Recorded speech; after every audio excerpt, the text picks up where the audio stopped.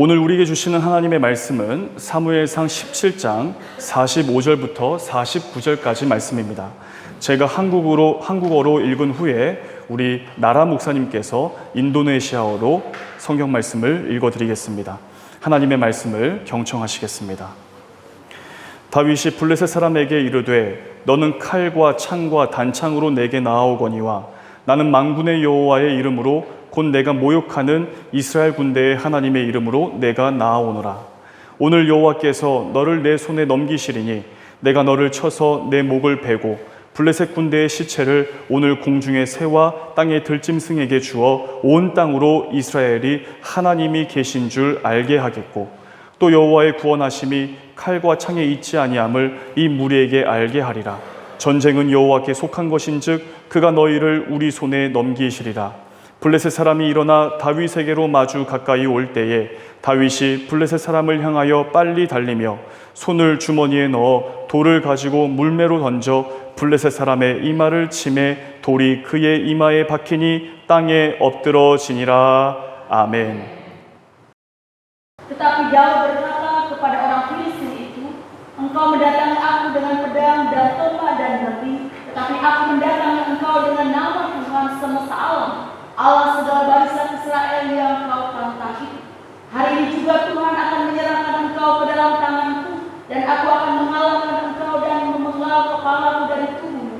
Hari ini juga aku akan memberikan mayatmu dan mayat tentara orang Filistin kepada burung-burung di udara dan kepada binatang-binatang liar, supaya seluruh bumi tahu bahwa Israel mempunyai Allah, dan supaya segenap jemaat ini tahu bahwa Tuhan menyelamatkan, bukan dengan pedang dan bukan dengan lenting, sebab di tangan Tuhanlah pertempuran dan Ia pun menyerahkan kamu ke dalam tangan kami. Ketika orang Filistin itu bergerak maju untuk menemui Daud, maka segeralah Daud berlari ke barisan musuh untuk menemui orang Filistin itu. Lalu Daud memasukkan tangannya dalam kantungnya, diambilnya sebuah batu dari dalamnya, diumbannya, maka kenalah dahi orang Filistin itu, sehingga batu itu terbenam ke dalam dahinya, dan terjerumuslah ia dengan mukanya ke tanah. 오늘 특별 찬송은 온유 목장에서 사랑하는 주님 앞에 찬양하시겠습니다.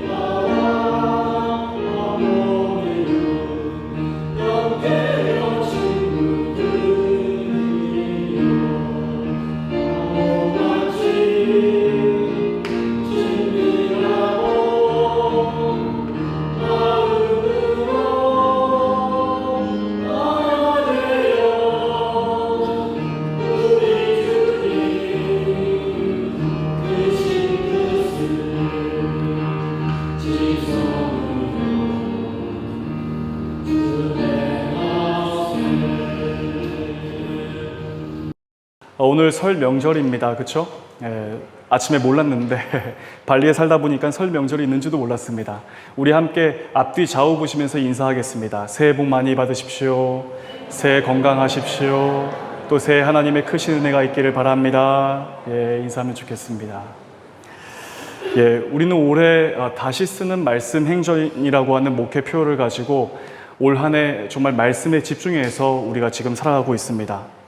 우리가 하나님의 말씀인 성경을 묵상해야 하는 중요한 이유는 바로 성경을 통해서 하나님의 뜻, 하나님의 관심이 어디에 있는지를 발견할 수 있기 때문입니다. 하나님은 어떤 사람의 외적인 아름다움이나 사람이 행하는 위대한 승리, 그리고 그 결과에 대해서 관심을 갖지 않습니다. 오히려 하나님은 하나님 자신을 드러내시고 나타내시면서 사람이 하나님을 믿고 하나님께 영광을 돌리는 삶을 살게 하시는 것에 바로 하나님은 거기에 관심을 갖고 계십니다. 그래서 우리가 성경을 읽고 또 그 말씀을 묵상하는 시간들을 통해 우리에게 말씀하시는 하나님을 경험할 수 있게 되는 것입니다. 그런데 이 성경을 묵상하는 과정에서 우리는 우리 자신에 대한 중요한 사실을 발견할 수 있게 됩니다. 그것은 우리 자신의 연약함, 우리가 죄와 허물로 인해 죽을 수밖에 없었던 참으로 연약하고 비참한 존재에 불과하다라는 사실을 성경 말씀을 깊이 읽고 묵상하면 할수록 그 사실이 우리 가운데에서 더욱더 분명하게 발견되어지게 되는 것입니다. 그런데 하나님은 그런 우리를 부르시고 그리고 우리를 구원으로 이끌어 가시면서 참으로 이 죄 앞에서 무능하고 문제가 많은 우리를 하나님의 역사 위에 세워 우리를 사용하시기를 원하십니다. 이 하나님의 사람으로 세워가시는 과정 속에서 우리가 가지고 있는 어떤 힘이나 지혜가 아니라 오롯이 하나님의 방법으로 우리를 거룩한 하나님의 사람으로 세워가신다라는 사실입니다. 오늘 본문 또한 이러한 관점에서 이 말씀을 묵상할 수 있어야 합니다. 오늘 본문은 이 다윗이 골리앗과 맞서 싸워 승리한 내용을 기록하고 있습니다. 그런데 우리는 다윗이 어떻게 골리앗 앞에 설 수 있었고 또 다윗이 어떤 방법으로 골리앗을 쓰러뜨렸는지를 주목하기보다 하나님이 다윗을 어떻게 세우셨고 하나님이 다윗을 어떤 방법으로 승리하도록 이끄셨는지에 대해서 우리가 주목할 수 있어야 합니다. 즉 성경이 이 다윗을 역사의 무대 위에 세워서 그의 삶을 비추고 있지만 다윗을 하나님의 사람으로 설 수 있도록 하시는 그 하나님이 바로 다윗 삶의 진정한 주어가 되신다는 사실을 우리가 성경을 통해서 발견할 수 있어야 하는 것입니다. 사랑하는 성도 여러분, 오늘 이 말씀을 함께 나누면서 다윗이 하나님을 의지하여 이 골리앗과 같은 어려운 상대와 싸워서 승리했다는 것을 넘어서 정말 이 하나님이 다윗을 하나님의 사람으로 세워가시는가, 어떤 방법으로 그를 이 이스라엘의 왕으로 세워가시는가를 이 말씀을 통해서 함께 살펴볼 수 있기를 원합니다. 골리앗이라고 하는 문제를 통해 다윗을 세워가시는 하나님의 섭리를 보면서 우리 역시 오늘 우리에게도 감당하기 어려운 이 문제들을 통해 그 문제 해결을 넘어서 어떻게 우리가 하나님의 사람으로 변화되어 갈 수 있는지를 이 말씀을 통해 함께 나눌 수 있기를 원합니다. 먼저 첫 번째입니다. 하나님은 때때로 문제라는 방법을 통해 하나님의 사람으로 세워가십니다. 우리 본문 사무엘상 17장 1절부터 3절까지 말씀을 같이 한번 읽어보겠습니다. 시작. 블레셋 사람들이 그들의 군대를 모으고 싸우고자 하여 유다에 속한 소고에 모여 소고와 아세가 사이에 에베스담림에 진침해 사울과 이스라엘 사람들이 모여서 엘라 골짜기에 진치고 블레셋 사람들을 대하여 전열을 벌였으니 블레셋 사람들은 이쪽 산에 섰고 이스라엘은 저쪽 산에 섰고 그 사이에는 골짜기가 있었더라. 아멘. 하나님은 다윗을 하나님의 사람으로 세우시기 위해 골리앗이라고 하는 문제 앞에 서도록 하셨습니다. 오늘 이 사무엘상 17장 말씀에 들어서면서 갑자기 블레셋 사람들이 전쟁을 일으키다, 블레셋 사람들이 군대를 소집해서 유대 땅에 모여 있다라고 1절에서 말씀하고 있습니다. 블레셋이 군대를 소집해서 유다 땅의 소고에 모이도록 했고 에베스 다님이라고 하는 곳에 진을 쳤습니다. 이스라엘 역시 여기에 대응하기 위해서 엘라 골짜기에 진을 쳤습니다. 지금 이 상황이 이스라엘과 블레셋이 진을 치고 서로 대치하고 있는 상황이 된 것입니다. 그런데 이때 블레셋 진영에서 거대한 장수 한 명을 등장시킵니다. 4절에 보니까 이렇게 기록하고 있습니다. 블레셋 사람들의 진영에서 싸움을 도두는 자가 왔는데 그의 이름은 골리앗이요 가드 사람이라. 그의 키는 6규빗 한 뼘이요. 그의 키가 6규빗 한 뼘이라고 이야기합니다. 이 키를 오늘날로 환산해 보면 약 2m 80cm 정도 된다라고 볼 수가 있습니다. 그러니까 엄청난 거인이죠. 제가 180인데 저보다 1m나 더 큽니다. 그러면 얼만큼 더 큰 것입니까? 제가 사실 군 생활을 국방부 의장대에서 군 생활을 했는데 다 평균 키가 저보다 한 187, 188 이 정도 됩니다. 저도 이렇게 다 올려보고 지냈는데 2m 80이면 얼마나 크겠습니까? 근데 우리는 이미 오늘 이 본문에서 기록하고 있는 사건을 성경을 통해서 또 여러 설교들을 통해서 들어왔기 때문에 이 전쟁의 결과에 대해서 잘 알고 있습니다.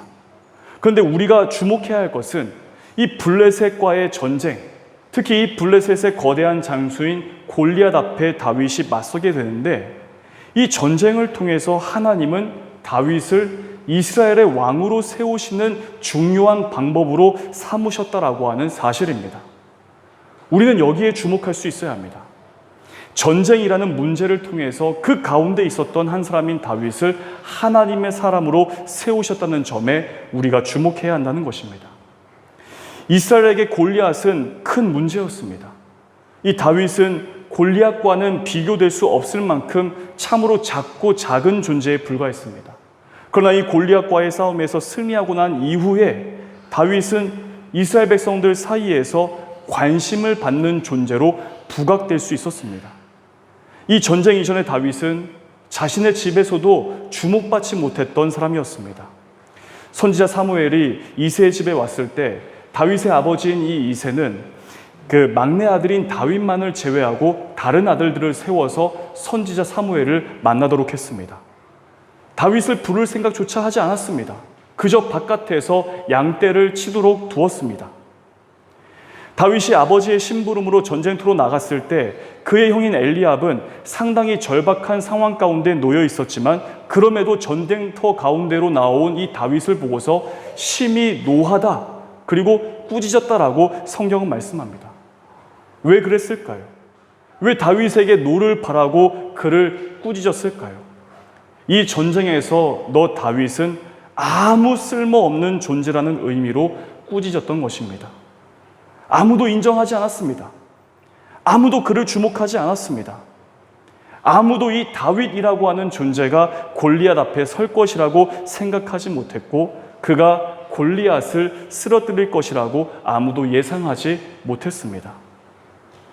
하지만 이 전쟁 이후에 다윗은 온 이스라엘에게 알려질 수 있었고 일반 백성들 사이에서까지 알려지게 되면서 다윗은 만만이요 사울은 천천히라고 하는 노래가 유행했을 정도였습니다.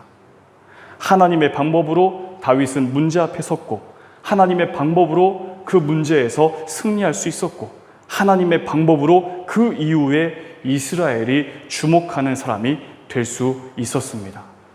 하나님은 문제를 통해서 바로 이 다윗을 하나님의 사람으로 세우신 것입니다. 신명기 말씀은 이스라엘 백성이 40년 광야 생활을 마칠 무렵 이제 약속의 땅인 가나안 입성을 앞두고서 지도자 모세를 통해 하나님께서 약속하신 말씀을 다시 한번 설명해 주고 있는 책이 바로 신명기서입니다. 그런데 이 이스라엘 백성들에게는 광야 40년을 걸어오는 내내 그들에게 풀리지 않은 어떤 의문이 있었습니다. 왜 하나님은 이 애굽에서 노예로 고통받던 자신들에게 출애굽이라고 하는 큰 은혜를 베푸셨지만 곧이어서 왜 광야로 몰아넣어 이 혹독한 시련과 아픔을 당하게 하셨는가? 왜 하나님께서는 출애굽 해방 이후에 약속의 땅으로 곧바로 인도하신 것이 아니라 광야로 이끄셨는가? 여기에 대한 의문을 가지고 있었습니다. 여기에 대해서 신명기 8장 2절과 3절에서는 이스라엘 백성들이 가지고 있었던 이 의문에 대해서 이렇게 대답을 해주고 있습니다. 제가 메시지 성경으로 하나님의 말씀을 읽어보겠습니다. 하나님께서 지난 40년 동안 광야에서 여러분을 인도하신 모든 여정을 기억하십시오. 그렇게 여러분을 극한까지 몰아붙여 시험하신 것은 여러분의 마음이 어떠한지, 여러분이 그분의 계명을 지키는지 지키지 않는지 알아보시려는 것이었습니다. 그분께서는 여러분에게 힘든 시기를 겪게 하시고 여러분을 굶주리게도 하셨습니다. 그리고는 여러분도 모르고 여러분의 조상도 몰랐던 만나로 여러분을 먹여주셨습니다. 이는 사람이 빵으로만 사는 것이 아니라 하나님의 입에서 나오는 모든 말씀으로 산다는 것을 여러분이 알게 하시려는 것입니다. 왜 하나님께서 이스라엘에게 문제를 겪도록 하셨던 것입니까? 왜 하나님께서 이스라엘을 약속의 땅으로 이끄시는 과정 속에서 왜 광야라고 하는 문제를 만나도록 하셨을까요? 성경이 무엇이라고 지금 말씀하고 있습니까? 하나님의 말씀으로 사는 것을 가르치시기 위함이다. 400년이 넘는 시간 동안 애굽에서 노예로 살아온 이스라엘을 거룩한 하나님의 백성으로 삼으시기 위해 훈련시키신 하나님의 방법이었다라는 사실을 말씀해주고 있습니다. 즉, 이 광야라고 하는 문제 속에서 혹독한 시련을 겪게 하셨고 정말 언제 끝날지 알 수 없는 그 고통스러운 시간을 보내게 하시면서 철저하게 하나님의 말씀으로만 살 수 있다는 사실을 훈련하셨던 것입니다. 이 40년 광야 훈련을 통해 이스라엘을 하나님의 거룩하신 백성으로 세워지도록 하신 것입니다. 오늘 본문에서 이스라엘을 침략하기 위해 군대를 소집하여 진을 치고 있는 블레셋 앞에 서게 되었습니다. 이 이스라엘은 갑작스럽게 블레셋이라고 하는 문제 앞에 서게 된 것입니다. 그런 상황 가운데에서 이 블레셋 진영에서 골리앗이라고 하는 엄청난 거인이 크게 소리를 치면서 이스라엘을 공포와 두려움으로 몰아넣고 있었습니다. 이스라엘에게는 큰 문제였습니다. 그 어느 누구도 이 골리앗 앞에 맞설 생각을 하지 못했을 뿐더러 맞설 만한 사람이 단 한 사람도 이스라엘 백성들 진영 가운데에는 없었습니다. 하지만 하나님께서 이런 상황에서 다윗을 역사의 무대 위로 등장시키셨고, 그리고 다윗을 골리앗이라고 하는 문제 앞에 서게 하면서 이 문제를 통해 다윗을 하나님의 사람으로 만들어 가셨습니다. 그리고 이 하나님의 사람 다윗을 통해 이미 왕정국가 체제로 바뀌어진 이스라엘이었지만 여전히 이스라엘은 하나님이 다스리시는 나라로, 하나님이 다스려야 부강한 나라가 될 수 있다는 사실을 이스라엘 온 백성에게 알리시는 방법으로 삼으셨던 것입니다. 사랑하는 성도 여러분, 우리는 문제 앞에 서게 되었을 때 그 문제로 인해 고통스러움을 겪기도 하고 좌절되는 마음을 겪기도 합니다. 그러나 하나님은 그 문제를 통해 하나님께서 목적하신 일들을 이루어 가십니다. 문제를 통해서 우리를 더욱더 성숙한 사람으로, 문제를 통해서 우리를 하나님의 거룩하신 백성으로, 문제를 통해서 공동체를 하나님께서 목적하신 바대로 세워가시는 일에 우리를 사용하시는 것입니다. 이 사실을 믿으며 고난과 문제 이면에서 이미 일하고 계시는 하나님을 믿음으로 바라보며 의지하는, 그래서 그 시간을 통해 우리의 삶이 하나님의 거룩한 백성으로 변화되어 우리의 삶을 통해 하나님의 뜻을 이루어가는 우리 모두가 되시기를 우리 주 예수 그리스도의 이름으로 간절히 축복합니다. 두 번째입니다. 믿음이 문제를 이기게 합니다. 믿음이 문제를 이기게 합니다. 오늘 본문 45절 말씀을 같이 한번 읽어보겠습니다. 시작. 다윗이 블레셋 사람에게 이르되 너는 칼과 창과 단창으로 내게 나아오거니와 나는 만군의 여호와의 이름 곧 내가 모욕하는 이스라엘 군대의 하나님의 이름으로 내게 나아가노라. 아멘. 하나님께서는 오늘 우리가 이 골리앗과 같은 문제 앞에 서게 되었을 때 우리에게 말씀하시기를 원하시는 것이 있었습니다. 그것은 믿음이 문제를 이긴다. 문제는 오직 하나님을 믿는 믿음으로만 이길 수 있다는 사실을 말씀하시기를 원하십니다. 하나님은 골리앗이라고 하는 문제를 통해 다윗과 이스라엘 백성 모두에게 오직 믿음으로만 승리할 수 있다는 사실을 가르치시기를 원하셨습니다. 하나님에 대한 담대한 믿음의 중요성입니다. 다윗은 결코 비교할 수 없는 엄청난 적인 골리앗 앞에 섰습니다. 하지만 하나님께서는 이 다윗이 골리앗과의 1대1 싸움을 벌일 때 다윗을 보호해 줄 수 있는 어떤 장비나 무기 그리고 전술을 사용하지 않도록 하셨습니다. 그 대신 이 골리앗과의 1대1 대결에서 다윗에게 허락하셨던 것은 하나님을 전적으로 믿는 이 담대한 믿음이었습니다. 45절을 보면 이렇게 다윗은 골리앗에게 이야기합니다. 너는 칼과 창과 단창으로 내게로 나아오거니와 나는 만군의 여호와의 이름으로 나아간다. 47절을 보면 여호와의 구원하심이 칼과 창에 있지 않다. 전쟁은 여호와께 속한 것인즉 그가 너희를 우리 손에 넘기시리라. 이렇게 이야기할 수 있었던 것은 하나님께서 다윗에게 주신 담대한 믿음 때문이었습니다. 다윗은 이새의 막내 아들입니다. 사무엘 선지자가 이스라엘의 다음 왕을 세우기 위해 이새의 집에 찾아갔을 때 아버지 이새는 막내 아들 다윗만을 제외했습니다. 그러나 이 사무엘은 끝까지 다윗을 찾았고 결국 이 다윗에게 왕으로서의 기름을 부었습니다. 하지만 여전히 아버지 이새와 다른 형들은 다윗을 인정하지 않았습니다. 지금 이 블레셋과의 전쟁이 벌어졌을 때 이새는 또다시 다윗을 제외했고 다윗의 형 3명만을 전쟁터로 보냈습니다. 다윗은 그저 아버지의 심부름으로 형들에게 식량을 전해주기 위해서 이스라엘의 진영으로 찾아갔을 뿐이었습니다. 그런 다윗을 본 큰형 엘리압이 이렇게 말했습니다. 사무엘상 17장 28절입니다. 제가 우리말 성경으로 이 말씀을 읽어보겠습니다. 다윗이 군인들과 이야기하는 것을 다윗의 제일 큰 형 엘리압이 들었습니다. 엘리압은 다윗에게 화를 내며 말했습니다. 넌 여기에 왜 왔니? 들에 있는 내 양들은 누구에게 맡겨놓았니? 건방지고 잘난 체 하는 아이야. 넌 지금 아무짝에도 쓸모없는 짓을 하고 있어. 넌 지금 전쟁 구경을 하려고 여기에 온 거야. 엘리압은 이 다윗이 가지고 있었던 하나님에 대한 믿음을 무시하면서 전쟁은 그 어떤 용기나 의지만을 가지고서 승리할 수 없는 것이라고 분노하며 꾸짖으면서 다윗을 몰아세웠습니다. 그래서 그 이후에 이 다윗이 사울 왕을 찾아갔습니다. 사울 왕에게 찾아가서 자신이 골리앗 앞에 서겠다라고 이야기했을 때 사울은 다윗에게 싸움에서 필요한 장비들을 착용할 수 있도록 했고 칼을 차게 했습니다. 하지만 다윗은 이 사울이 주었던 모든 장비를 벗어놓고 그가 선택한 것은 물맷돌 5개와 물매 하나뿐이었습니다.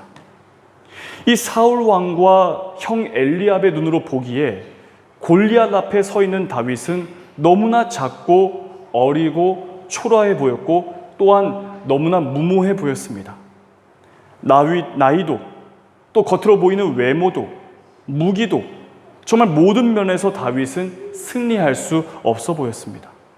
하지만 다윗에게는 아무도 가지고 있지 않는 한 가지를 다윗이 가지고 있었습니다. 즉 믿음을 가지고 있었던 것입니다. 오늘 본문 47절은 이렇게 말씀합니다. 47절 말씀 우리 같이 한번 읽어보겠습니다. 시작. 또 여호와의 구원하심이 칼과 창에 있지 아니함을 이 무리에게 알게 하리라. 전쟁은 여호와께 속한 것인즉 그가 너희를 우리 손에 넘기시리라. 아멘. 사랑하는 여러분, 지금 이 다윗의 믿음은 이 골리앗과의 싸움에서 갑자기 의분이 생겨나서 나타난 것이 아닙니다.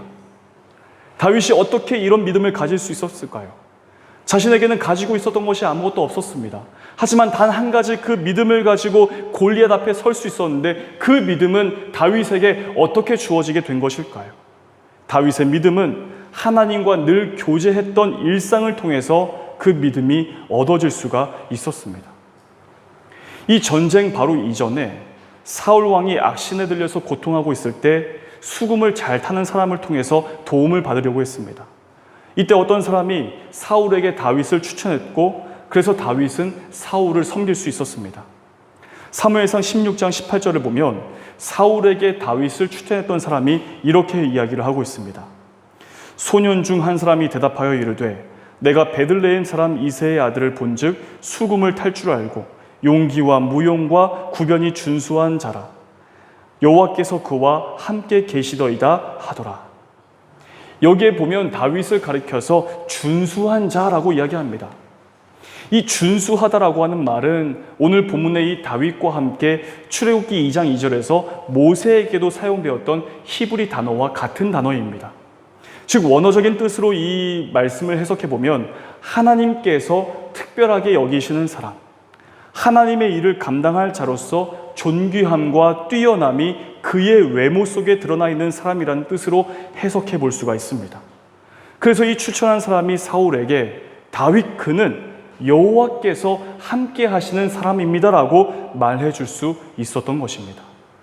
그만큼 이 다윗은 평소의 삶에서 주님과 교제하며 자신의 삶에서 믿음으로 사는 사람이라는 것을 주변 사람이 알고 인정하고 있었다는 것을 우리가 이 대목에서 알 수 있게 되는 것입니다. 지금 이스라엘은 블레셋이라고 하는 문제 앞에 서 있습니다. 심지어 이 거대한 장수인 골리앗이 고래고래 소리칠 때마다 이스라엘은 공포와 두려움으로 떨어야만 했습니다. 아무도 골리앗 앞에 나서지 못하고 있을 때 하나님께서는 다윗을 이스라엘 진영 가운데로 보내셨고 그리고 그 다윗을 골리앗 앞에 서도록 하셨습니다. 이때 다윗은 칼과 창과 갑옷과 투구와 같은 무기로 나서지 않고 하나님을 향한 믿음으로 나아갔습니다. 평소에 가졌던 믿음이었습니다. 어떤 현실적이고 합리적인 준비가 아니라 믿음만이 승리할 수 있다라고 하는 담대한 마음으로 골리앗 앞에 섰던 것입니다. 우리의 삶에서도 이 골리앗 같은 시련과 어려움을 만날 때가 있습니다. 우리가 가진 인간적인 방법, 우리의 지혜, 우리가 가지고 있는 작은 능력까지도 다 동원하면서까지 그 문제를 해결해 보려고 하지만 어느 선까지는 문제를 해결할 수 있겠지만 그 다음에는 넘지 못할 선이 반드시 우리의 삶에 있는 것입니다. 돈으로도 그 문제가 해결되지 않습니다. 인간 관계로도 해결되지 않을 때가 있다는 것입니다. 그런데 그것을 알게 되었을 때는 이미 시간이 한참이나 흐른 뒤일 것입니다. 오늘 본문은 우리에게 하나님의 능력을 믿는 믿음으로 우리가 문제 앞에 서서 그 문제를 감당해낼 수 있다는 사실을 교훈하고 있는 것입니다. 오늘 본문뿐만이 아닙니다. 구약과 신약, 성경 곳곳에서 이 사실을 말씀해주고 있고 우리에게 도전하고 있습니다. 역대하 19장 9절을 보면 여호와의 눈은 온 땅을 두루 감찰하사 전심으로 자기에게 향하는 자들을 위하여 능력을 베푸시나니. 고린도후서 10장 3절부터 5절은 이렇게 말씀합니다. 우리가 육신으로 행하나 육신에 따라 싸우지 아니하노니 우리의 싸우는 무기는 육신에 속한 것이 아니요 오직 어떤 견고한 진도 무너뜨리는 하나님의 능력이라. 모든 이론을 무너뜨리며 하나님 아는 것을 대적하여 높아진 것을 다 무너뜨리고 모든 생각을 사로잡아 그리스도에게 복종하게 하니. 다윗은 자신의 일생을 살아가면서 자신 앞으로 닥쳐온 어떤 문제들을 해결할 때 그 문제들을 풀기 어려운 상황 가운데 놓여 있을 때 그가 했었던 방법은 자신이 가지고 있는 권력이나 돈이나 물질이나 혹은 인간관계로 그 문제를 해결하지 않으려고 했습니다. 어떻게 했습니까? 하나님을 믿는 믿음으로 비록 시간이 더디 걸릴 수 있겠지만 자신의 가슴을 치고 몸부림을 치면서 하나님 앞에 기도하면서 그 문제를 믿음으로 맡겨드렸던 다윗이었습니다. 하지만 사울은 어떠했습니까? 그 반대였습니다. 인간적인 방법과 힘에 의존해서 그래서 처음에는 승리하고 문제를 해결하는 것처럼 보였지만 결국에는 실패했습니다. 열왕기하 6장을 보면 엘리사가 자신을 죽이기 위해 대적들이 성을 에워싸올 때 그때 함께 있었던 종이 두려워서 떨고 있는 모습을 보고서 이렇게 이야기를 했습니다. 대답하되 두려워하지 말라. 우리와 함께한 자가 그들과 함께한 자보다 많으니라. 사도 요한은 요한일서 5장 4절에서 이렇게 선포했습니다. 무릇 하나님께로부터 난 자마다 세상을 이기느니라. 세상을 이기는 승리는 이것이니 우리의 믿음이니라. 사랑하는 성도 여러분, 우리 앞에 문제가 찾아오면 두려워할 수 있고 걱정할 수 있고 근심할 수도 있습니다. 그러나 이 순간적으로 찾아오는 두려움이나 걱정은 피할 수 없더라도 두려움에 빠지거나 걱정과 근심에 매이는 것은 결국 우리의 선택에 의해서 결정될 수 있다는 사실을 우리가 알 수 있어야 합니다. 두려움에 빠지고 걱정, 근심에 매이기를 선택할 것인가? 아니면 그 두려움과 걱정, 근심에 매이지 않고 문제보다 더 크시고 그래서 그 문제를 해결하고 승리하게 하시는 분은 오직 하나님이시다라는 사실을 믿는 믿음을 선택할 것인가 라고 하는 것은 바로 우리의 몫입니다. 믿음이 다윗으로 하여금 골리앗과의 싸움에서 승리하도록 했습니다. 우리에게 놓여진 여러 큰 문제들 앞에서 그 문제를 알고 계시고 문제보다 더 크신 하나님을 바라보실 수 있기를 바랍니다. 그리고 우리에게 약속하시고 그 약속하신 것을 반드시 이루시는 하나님을 믿음의 눈으로 바라볼 수 있는 우리 모두가 되시기를 바랍니다. 우리의 모든 것들이 하나님께 있다는 사실을 믿고 그 믿음으로 담대하게 하나님께서 허락하신 삶으로 살아가시기를 바랍니다. 믿음은 들음에서 난다라고 했습니다. 그 들음은 그리스도의 말씀에서부터 비롯된다라고 로마서에서 말씀하고 있습니다.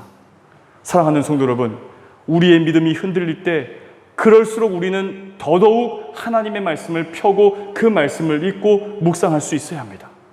우리가 문제 앞에서 두려움을 가질 때, 그 두려움에 빠지기 쉬울 때 다른 방법을 찾기보다 먼저 하나님의 말씀을 열고 그 말씀을 묵상하면서 하나님의 말씀을 힘써 들을 수 있어야 합니다. 우리가 내 삶에서 중심을 잡지 못하고 여러 사람들이 하는 이 말과 저 말에 흔들리고 있는 나 자신을 발견했다면 더욱 말씀을 붙들고 그 말씀이 내 삶의 중심을 견고하게 세울 수 있도록 말씀을 들으실 수 있기를 바랍니다. 우리의 생활에서 믿음으로 선택하기보다 나의 경험이나 나의 지식이나 나의 판단으로 내 삶을 선택하고 있는 나 자신을 발견한다면 더욱더 하나님의 말씀을 붙들고 그 말씀을 읽고 그 말씀을 묵상할 수 있어야 합니다. 왜냐하면 믿음은 하나님의 말씀을 들을 때에 생겨날 수 있게 되고 하나님의 말씀이 공급하시는 믿음을 가지고 살아갈 때에 우리보다 앞장서서 일하시는 하나님을 우리가 경험하게 될 수 있기 때문입니다. 사랑하는 성도 여러분, 이번 한 주간 우리의 일상을 살아가실 때 오직 믿음으로, 오직 말씀으로 살아가시기를 바랍니다. 그래서 우리가 다시 만났을 때 정말 그 믿음의 승전물을 정말 우리 공동체에서 함께 나누고 간증할 수 있는 우리 모두의 삶이 되실 수 있기를 우리 주 예수 그리스도의 이름으로 간절히 축복합니다. 기도하겠습니다. 하나님, 우리의 삶에 문제가 가로막고 있을 때 그 문제 너머에서 일하시는 하나님을 믿음으로 볼 수 있기를 원합니다. 그래서 믿음으로만 하나님을 의지하고 믿음으로 승리를 선포하며 나아갈 수 있도록 인도하여 주시옵소서. 우리의 삶을 거룩한 하나님의 백성으로 세워가기를 원하시는 하나님, 이번 한 주간 우리 하나님과 동행하며 살아가는 하루하루의 삶에 우리의 믿음이 한 걸음 더 성장할 수 있도록 도우시고 그래서 하나님께 영광을 돌리는 인생들 다 되게 하여 주시옵소서. 모든 말씀 우리 주 예수 그리스도의 이름으로 기도하옵나이다. 아멘. 우리 다 함께 일어나셔서 결단 찬양 주 품에 찬양하시겠습니다.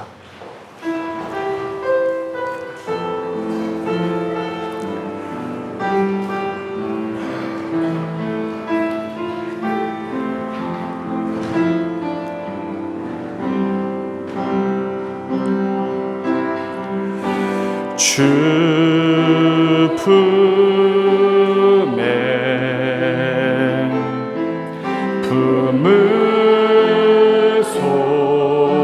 품으소서. 능력에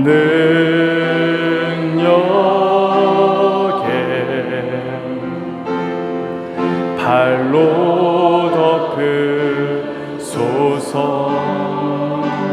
거친 파도 날 향해 와도 주와 함께 날아오르리. 폭풍 가운데 나의 영혼 잠잠하게 주를 보리라. 주님 안에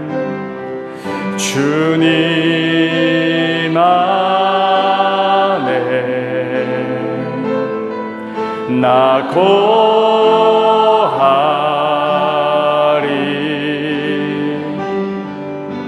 주 능력 나 잠잠히 믿네. 거친 파도 날 향해 와도 주와 함께 날아오르리. 폭풍 가운데 나의 영혼 잠잠하게 주를 보리라. 거친 파도 날 향해 와도 주와 함께 날아오르리. 폭풍 가운데 나의 영혼 잠잠하게 주를 보리라. 기도하겠습니다. 이제는 우리 주 예수 그리스도의 은혜와 하나님의 사랑과 성령님의 함께 하심이 거룩한 주일 하나님 앞에서 예배를 드리며 하나님의 말씀을 따라 내 삶에서 일어나는 크고 작은 여러 일들을 믿음으로 선택하며 살기로 고백하고 내 삶에 원치 않은 문제들 이면에서 일하시는 하나님을 바라보며 지금 이 시간이 나를 하나님의 사람으로 변화시켜 가시는 하나님의 방법이라는 사실을 신뢰하며 오직 믿음으로 살기로 고백하는 모든 성도들 위해 우리 발리하는 교회 모든 교우들, 속해 있는 가정과 하시는 모든 사업 위에 우리 발리 분당과 한인회 교민들 그리고 현지인 직원들 위해 육신의 질병으로 고통 가운데 있는 환우와 그 가족들 위해 현지인 목사님들과 한국인 선교사님들 그리고 관광 중에도 예배당으로 나온 관광객 성도님들 위해 이제부터 영원까지 함께 하시기를 간절히 축원하옵나이다. 아멘.